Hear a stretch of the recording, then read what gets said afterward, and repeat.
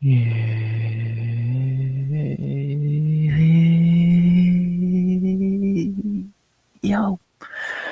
yo, RX back with another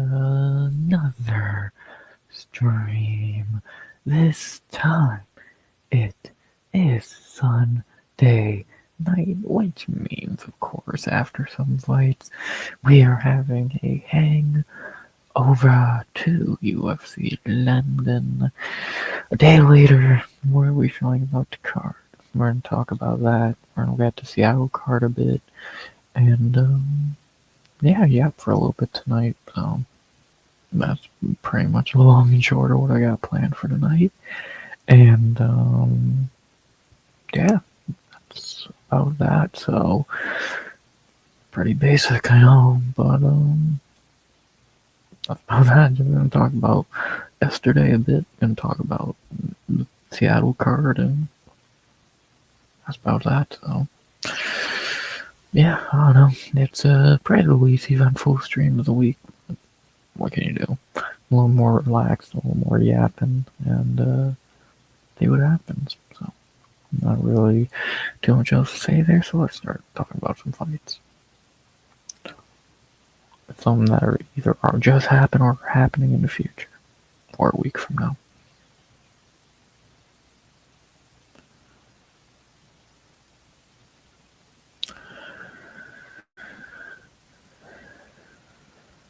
Nice dark background because I don't feel like getting another goddamn headache talking about this card. I know I'm going to, but it's preferred if I don't. And yeah, that's the ideal of it. So actually, I actually forgot to do this real quick. One sec.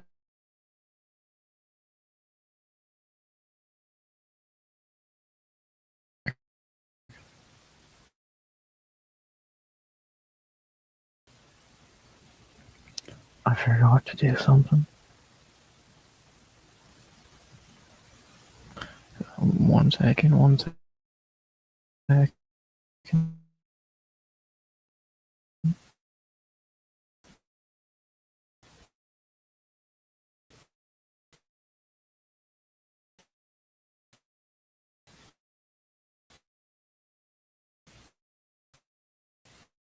And I forgot to do something though.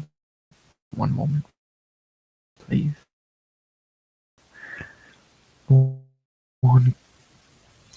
I gotta do. Yeah.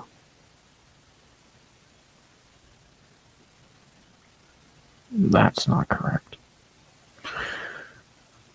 There we go. Okay, I forgot to do something before stream, but now it's done. So now we can get into the swing of things. Beginning with talking about yesterday, the aftermath. What are the main talking points after yesterday? I think there's one very obvious one, and then the rest are, well, I guess, two very big ones, and everything else is kind of a bit minute. But yeah, let's talk about those points a day later. Obviously, the two biggest talking points of this card are the robbery in the main event and the dreadful MVP fight. Yeah, the two worst things on the card, and so looking at the good on the card, but does make sense. Yeah, what more can you really say about those two things? The main event was still, in my opinion, maybe the worst robbery I've ever fucking seen, and I've seen no one actually justify it by any form or reasoning. So, and the fight sucked anyway. And then, speaking of suck, the MVP fight was one of the worst fights I've ever fucking seen. So, yeah, it makes sense though. They're the two talking points leaving yesterday, and yeah, what more can you really say? Those two things put such a bad shadow on this card. I almost feel bad for the card because it truly wasn't that terrible. It was not good, but it wasn't trash by any means. But those two things just put such a fucking cloud over this card that's like, God, it does make it look a lot worse than it really was, doesn't it? Because there was some good on this card. The Riley fight was decent. Ewo was good. Danny Silva making a nice statement. Mason Jones, who had a banger. Like, the Nathaniel Wood fight was terrible, but I told y'all about that. Like, Brando looked good. So there was good on the card, but the bad of the card is just so fucking overwhelming that it's putting the card in a really bad light, and kind of just unlucky there. Really, it's just really unlucky. And yeah, one of your two biggest fights of the card were terrible, and one of the worst robberies, or the worst robbery in sports history. Can you expect anyone to call this card good after the fact? Thankfully, I watched the whole card, and I can't acknowledge it good as a card. So, but yeah, it was, those are the main two talking points, so, and those are not good talking points to have, so, I don't know. I don't know, truly, and, yeah, it's time to put this card in the past and hopefully head to greener pastures, but who fucking knows at this point, so what more can you really say? Let's put this card in the past and look to the future, shall we? That future will be next Saturday night, March 28th, in Seattle, Washington, for UFC Seattle, Izzy versus Pfeiffer. A card that is pretty good if it was ordered any bit logically. Yeah, this card is much better than the London card on paper, and I don't think it can be worse in execution. And, this card looks like it has a lot of promise. Again, the order is fucking stupid. But that's never a new fucking development of the UFC. I still completely believe that they pick the order of cards by picking fights out of a goddamn hat. But, you know, until proven otherwise there, I have no reason not to believe that. And, yeah, outside of that, this card's decent. I do think the main event is weak, and we'll talk about that. But it's a pretty solid card back in Seattle a year after the Song and Cejudo card, which is actually kind of decent. See what we get this time. Let's see if we can kind of put that London bullshit behind us and have a pretty decent trip to Seattle. Knock on wood, of course, that happens. Let's see. So, obviously, like I always say, I'm not going to do a breakdown of this card tonight. That'll be Tuesday, but I'm going to go over each fight, give my thoughts on it, and, yeah, chat about the card a bit. You kind of just, if you can get our feet wet, and, like, yeah, see what we're working with this week, and, go from there, so, it should be fun. Yeah, it should be fun. 13 fights. Let's do it.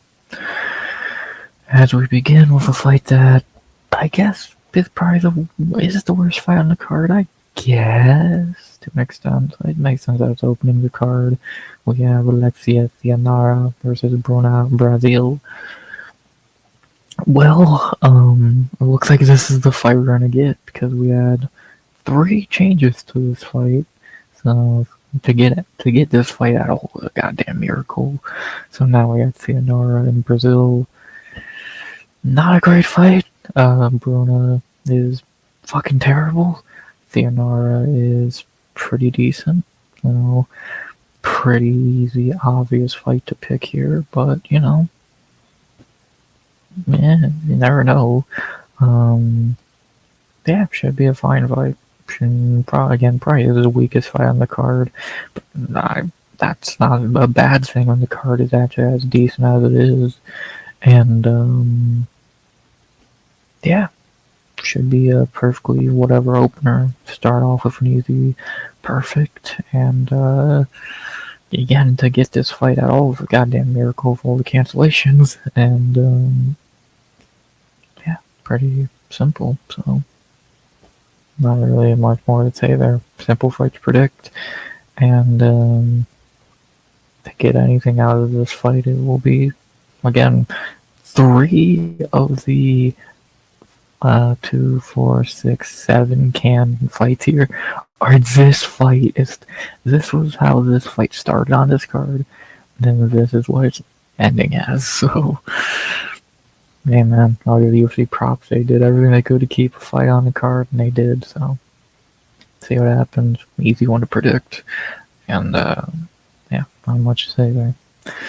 Then we have a fight that is way too fucking low on the card. How this is not on the main card, I don't know. We have a very good fight between Ricky Simone versus Adrian Yanez. That's a fucking name we've not said in a long time. Adrian Yanez is back for the first time since 2024. At the end of 2024, when he fought Daniel Marcos. So he's not. Him and Colby last fought on the same card, so that should tell you a lot. And now he's back finally. He's meant to fight a few months ago, but some shit fell through. So now he's finally back, fighting Ricky Simone, one of the hometown fighters of the card. Good fight, a very good fight. Would have been an even better fight like 3-4 years ago, but you know, it's still a good fight. Ricky is still one of the best bantamweights, to be honest with you, one of the best unranked bantamweights by a mile. And for Yanez, we saw what he could be. He's fallen off a cliff since, and see if he can kind of get back to the hype and momentum he had at one point. So time will tell. And good fight. Again, how this is not on the main card, I have no fucking idea. But how, or bare minimum, the feature prelim. But you know, logic and reasoning is not a strong suit of this company, and yeah, should be a fun one. Simone at home last year gave us one of the KOs of the year against Javid Basharat in Seattle, and Yanez, we know, has bombs in his hand, so should be a damn good fight, and I'm excited. Then we have one of the more lopsided fights on this card. There's a few of those, but this one's even more lopsided than anything else, as we have in our third fight of the night, Navajo Sterling versus Bruno Lopez. You know, Izzy had to get one of his boys on the card, and I guess Navajo won that honor. Yeah, I think we all know what this fight is. Obviously, just a build-up fight for Navajo. Bruno Lopez is trash, simple way to put it, and yeah, Sterling should win this. I know, spoiler for my pick later, 48 hours from now, but yeah, obviously Navajo Sterling should win this fight. Debatable if he's a lock of the night or not. He's definitely in conversation for it, I would say. And yeah, pretty fucking simple there. We all know this fight is, no need to sugarcoat it. Lopez is just here to lose and pad Navajo's record. He'll do just fine with that. Simple. And then we have my girl back in the fourth fight for long overdue return of the King. And we have in our fourth fight of the night, the return of the King. Surprise, surprise, motherfuckers. We have Gabriela Fernandez. Hell yeah, hell yeah. Finally, Casey is back after taking 2025 off. Finally fighting again. So fucking cool. She followed me on Twitter, and she's one of my favorite fighters. I think you know who I'm gonna pick here. I don't need to. I'm not biased. Fuck you. Mouthful lost that first round. No clue what judges were smoking. I've already talked about that a little bit. Yeah, I've ranted about that more than enough. What's up, Owen? Good to see your brother. Yeah, there should have been a draw or a W for the Brit, but what more can you really say there? A day later, I still can't really put any sense or logic or words to that bullshit, so now we're gonna waste time trying. But, yeah, now we look to the future. of Seattle. On to the fourth fight. Obviously, we already talked about Casey for Gabriella. Also a very good fighter. This at your top 15 fight, so it should be on the main card, but logic. Fernando's on a hot streak right now. I think won 3 in a row. So, and Judice and Kong Wang are 2 of those wins, which are fucking aging well. So, this is going to be a real test for Casey after a long time away. But I think she's going to get it done. I think she's going to get the win here. Yes, I'm biased. I don't give a fuck. But, yeah, good fight. Again, good fight. Like, of course, I wish Casey was fighting up a bit here. But what can you do? When you're not active, you're not going to get a high-level fight. And, yeah, she got to build her way back up. So we'll see how she looks after 2 years away. One of my favorite fighters. Again, follows me and all that. Can't wait. And the return of the king. Good fucking fight. And then we have the complete opposite of a good fight. In our 5th fight of the night in the heavyweight division, we have Marcin Tybura versus some random dude named Tyrell Fortune? Fortnite? I don't give a fuck. Do I want to spoil my pick here? Do I care? No, obviously Tybura's gonna beat this random nobody. Do I need to say anything else there? Thank Walter Walker for pulling out your dumb shit. So now we get this clown show. Yeah, fucking Tybura sucks so bad I gotta give him legit nobodies. So, next. Then we have the co-main of the prelims as we have a lightweight back-to-back three-peat, actually, Jesus Christ. And we have in our first one, in our co-main of the prelims, Chase Hooper versus Lance Gibson Jr. Yeah, this is another one that they're not really hiding what it is. UFC always loves Chase Hooper and tries to get him an easy win. I think they have succeeded here. We already know Chase is never going to do anything in the UFC at this point. He's hit the ceiling more than enough times. He's talented, but he does not have the skills to jump into that higher echelon. And we've seen that at this point, so he is better at lightweight, but he just obviously has hit his ceiling again and again, and any hope of him being a decent, like, top 30 guy in the division is gone. So for Lance Gibson, that was never there. He's a fucking random nobody who got called in to fight Bobby Green and actually did better than Daniel Huber, and still probably should have got that decision, but it's not here nor there. Yeah, he sucks. I don't know what to say there. So, man, I won't spoil my pick here, but I think it's very obvious the pick here. If I trusted Chase more, I would actually call him a lock of the night candidate, but, what can you really say there? And, yeah, Chase always gets an easy layup after a loss. Some things never change. Then we have the featured prelim, which will be a very good fight, even though should really be above a fight or two on this card. As we have in our featured prelim in the lightweight division, thanks to cancellations, this fight has actually got better. As we have Ignacio Bahamondes versus Tofik Musayev. Ignacio stepping in for Samuel Sanchez, who pulled out 2 weeks ago in that ballpark. Now Ignacio steps in to fight Tofik. Yeah, I don't think I need to sugarcoat this one either. Speaking of people who get a layup after losing, Ignacio Bahamondes.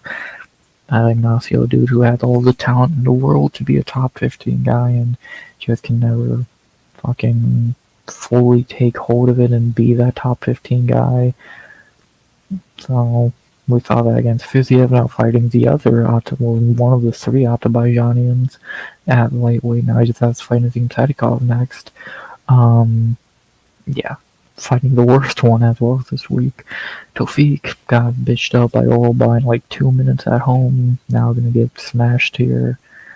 Yeah, not really much to say there. So all we do is Ignacio fight, he's beyond frustrating to see a guy who has all the talent of a top 15 guy be not in the top 15. And yeah, let's not forget he dog walked Manuel Torres, and look which one of those two is in the top 15. So, Chris, he would easily beat Chris Duncan. And look who's fucking in the main event next week after this card. So, dude, but again, Ignacio can only blame himself because he just doesn't perform to his abilities. So, how the fuck do you lose to Alexander, or how do you lose to Rafael Fiziev, my bad? Like, he should have won that fight easily. He's better than Mauricio Rufy, hands down, but that's Ignacio for you, a guy who was going to go down as talented, but just kind of always shot himself in the dick in the big fights, so good job. Yeah, he'll get a win this week at least, and what more can you ask for? And there you go, that's the prelims. Actually, really strong prelims. Like, this is a decent fight. Again, Alexia's actually ranked. Great fight, should be on the main card. Yeah, good fight, stupid. These two are pretty decent. Pretty decent prelims, some strong fights. Again, not the order I would have, and two of these fights should be on the main card, but you know, UFC's fucking stupid, so that's what we get. And, it's not terrible. It's actually pretty strong. If it was, again, ordered better, it would look a lot better. But, you know, I actually order fights correctly. So, decent prelims to lead into a decent main card, which begins staying at lightweight one more time with Terrence McKinney versus Kyle Nelson. I wonder who's going to win this fight. Do I need to say much here? Kyle Nelson's garbage. Terrence McKinney is garbage at fighting for more than... Terrence McKinney is a great fighter in the first minute of a fight. After that, he's terrible. So, good thing he's fighting Kyle Nelson, who is just garbage for 15 minutes of a fight. So, ain't that fucking helpful. Yeah, do I really need to explain much here? We all know who's winning this fight, and I'll give you a hint. It ain't Kyle Shitty Nelson, so simple. Then we have maybe the most head-scratching main card fight here, or maybe almost of the year. Why is this on the main card? We have a middleweight Mansour Abdul Malik versus Yusuri Belgori. This is on the main card over Ricky Simone and Adrian Yanez. Fuck, I'd rather have Ignacio on the main card. It would make more fucking sense. Why is this not so high on? I might call this the worst fight on the card, or one of. And I would say this is one of the two worst fights on the card. I don't even, both these guys are terrible. Mansour Abdul Malik is going to get fraud checked sooner than later. He just has to fight someone good first. And Belgori's just tall. He's just Alex Pereira's bag carrier, who should be a light heavyweight, but he, I guess, just doesn't goddamn eat. So, I don't know what to really say there. It's obviously another easy win for one of these guys who has only fought complete tomato cans in the UFC. And, yeah, this fight sucks. I don't know another way to put it. I have no idea what flag that is, but that's a new one. And, yeah, not much to say there. Then we have the third fight of the main card, one that is very good. Probably shouldn't be this high on the card, but whatever. I believe Rosa is from Washington. It'll make sense, but still don't agree with it. But this should be a banger, and I have no idea what to think of this one as a pick. As we have our third fight of the main card, Julian Erosa versus Larian Douglas. Fun fight, very fun fight. Julian Erosa, very good fighter, still one of the best unranked featherweights. Again, I believe he's at home in this one. He's good. His one weakness is his chin. Outside of that, he's very well-rounded and just very talented. Larian Douglas, on the other hand, coming out of Contender Series, is a veteran of this. He's one of those veterans who go on Contender Series, Chitty and Joe Kwani, etc. And yeah, dude has bombs in his hands. Got maybe one of the knockouts of the Contender Series season last year, and yeah, dude had fucking bombs in his hands. So This should be a good one. This one has no way of seeing the scorecards, and someone's gonna get put out here. Who, I don't know. Truly, I think this is one of the hardest fights on the card to predict, and see what happens, man. Hirosa's talented, but has no chin. Douglas has bombs in his hands and looks decent. It should be good, man. I'm excited, and see what happens. So, really fun fight there. And then we hit the retirement of the card, and I would say maybe the easiest fight to predict on the card. Carlston Harris is out. Somehow they gave him an easier opponent than Carlston Harris, as we have Michael Chiesa, the retirement fight, in the featured bout of the main card. We have Michael Chiesa versus Nico Price. Not ready for Eddie to retire, but certainly not ready for him to lose to Joey. I have no idea what to make of that main event. What's up, Steve? I don't know who to pick in that. I could see a debate made for either guy. I hate them both, so at least I can't be biased because I hate both of them. And yeah, we'll see. Speaking of retirements, Michael Chiesa, getting a layup on the way out.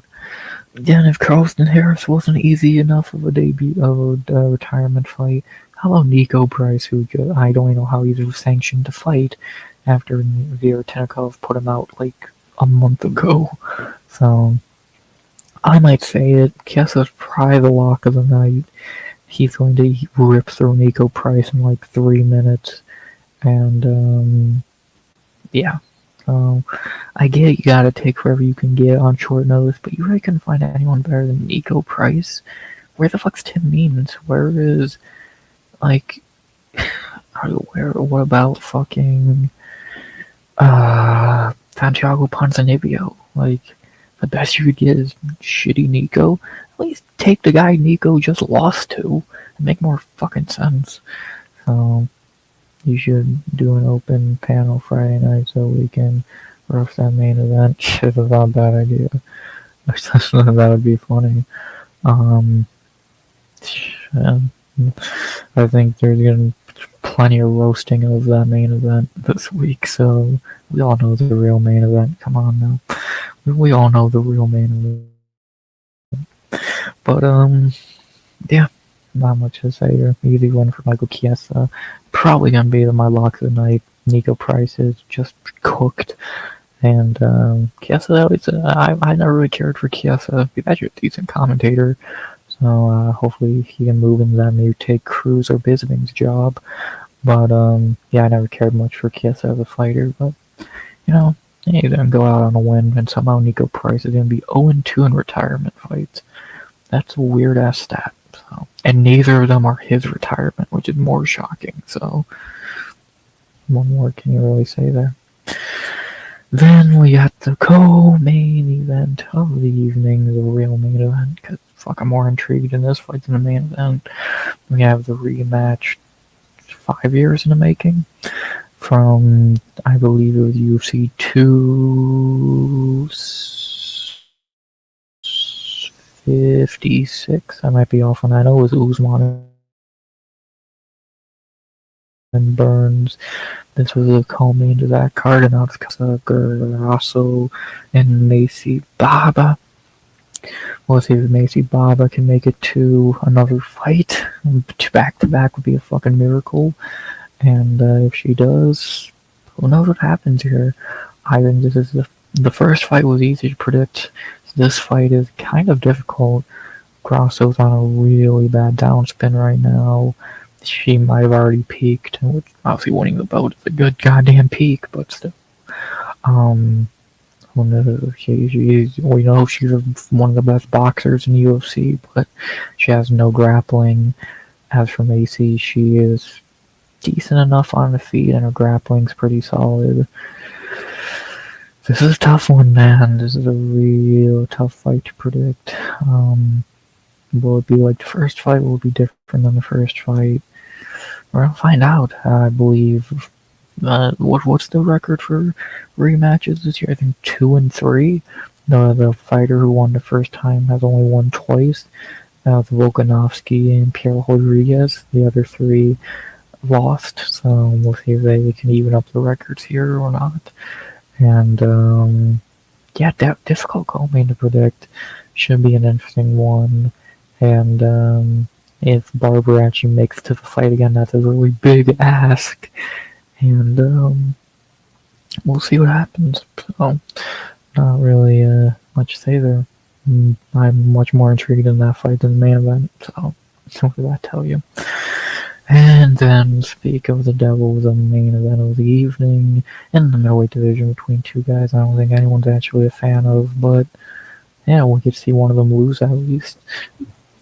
As we have in the main event of the evening in Seattle, man, they deserve much better. We have Israel Adesanya versus Joe Pyfer. This is A, terrible main event, unless it was in the Apex and it would look weak there, and B, who the fuck wants to watch either of these guys fight? Izzy is super old and has like 2 or 3 fights left in him at most. Joe Pyfer is just not good at all. His best win is what? Abu Smagomedov or some shit, so he's already 0-1 in main events against old dudes that he should have beat, so, you know, that's a sign there, you tell me. And, yeah, who gives a fuck about this fight? So either Izzy run away for 25 minutes and win a boring decision, or Joe Pyfer's gonna find a way to clip him and knock him out. We'll see which one happens. I'm still not 100% sure what I'm picking yet. What I actually think is gonna happen here, I don't know. I could see either or happening. If shitty ass Nasruddin Malov's knocking you out, anything's possible. We'll see there. And yeah, we'll see what happens. I guess it might not be the only retirement this week, so what a shitty main event. 2 guys no one likes are both terrible. Yeah, this would not even pass as an Apex main event at this point, so oh boy, can't wait. And yeah, that's about the long and short of that, so not really much else to say there. So yeah, there's the, I guess, overview, I guess, as I always put it, of the card. Again, I'll break it down and give picks on Tuesday, but again, it's a good card. It's just ordered really fucking bad. The order of this card is just really fucking terrible. And yeah, like, this is fine, but then you get, what are these doing here? This fine, but why are these here? You should replace these 3 with Casey, Simone, and I'd even probably say Ignacio would be more intriguing on the main card than fucking. But no, you can keep him because it's Erosa from Washington, and it doesn't say there. But if he is, then he can stay. But get these 2 off the main card for fucking the ranked fight and Ricky Simone. So, but UFC's goddamn stupid. So, man, what does that tell you? And it's still a decent card, still better than last week's or yesterday's card. And knock on wood, it's decent. Last year's trip to Seattle was pretty decent. Hopefully this year's can follow suit. And see what happens. So, not really too much else to say there. You see why I do that order fixing short every week, because it always is needed. And yeah, not really too much else to say there. So, talk more about this card on Tuesday. We'll break it down and all that, and see what happens. So, what more can I really say there? It's a good card, badly ordered, and see what Seattle has for us this year after winning a title. Let's see if they appreciate some fights. So, not very much else to say there. And yeah, that's all I got. I talked about the talking points of this crap. Just talked about this. think that's about everything for the night. So I can go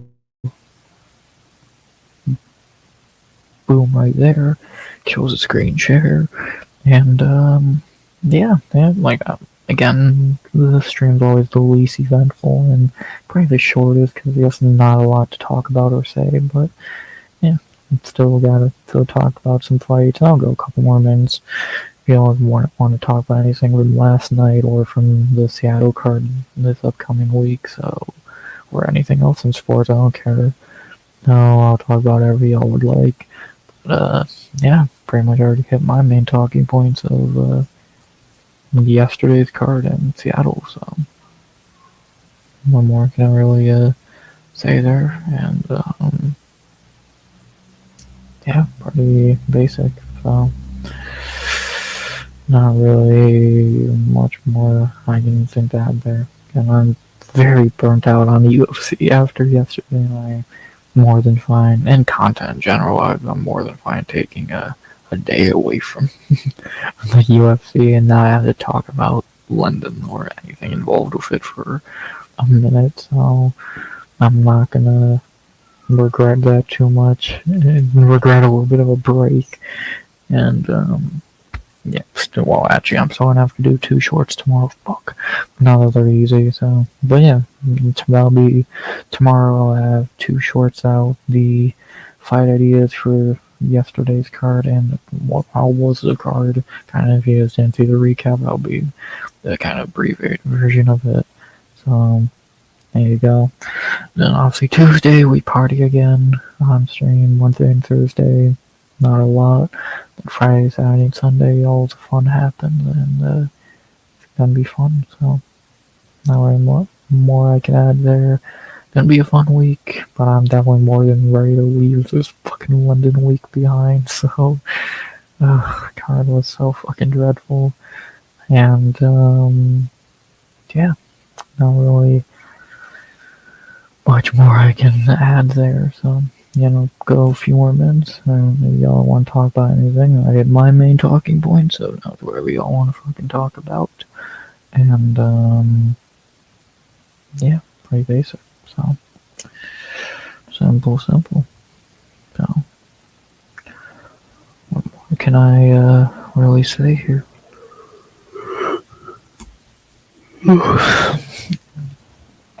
So,